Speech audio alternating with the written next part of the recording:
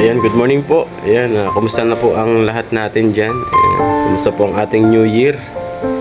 Ayan, kumusta po yung bagong taon natin? Kumusta yung panibagong paghamon sa buhay? Ayan, welcome back po pala sa ating channel, Sherwin TV.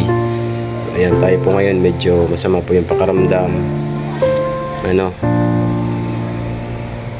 Ito yung pasalubong sa atin ng bagong taon ng New Year.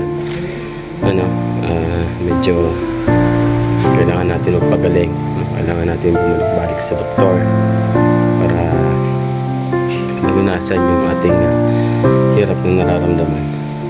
And medyo mahirap lang din po kasi talagang gusto po ngayon din yung mga sakit, nasabay pa yung ubo at sipon dito sa lugar.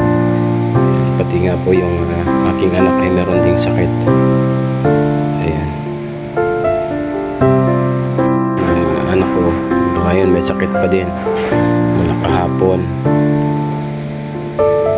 ng umaga. Ayan, hanggang ngayon may trangkaso, ubo at sipon din po meron din. Ayan, mapahirap yung lagnat ay may kasamang sakit ng ulo, sakit ng katawan.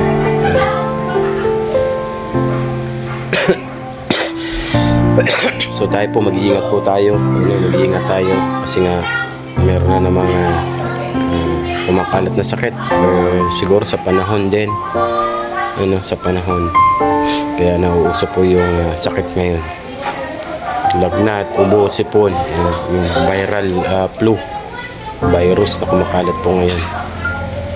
So tayo pong lahat ay ingat-ingat din po, ingat-ingat tayo sa sakit. Ayan.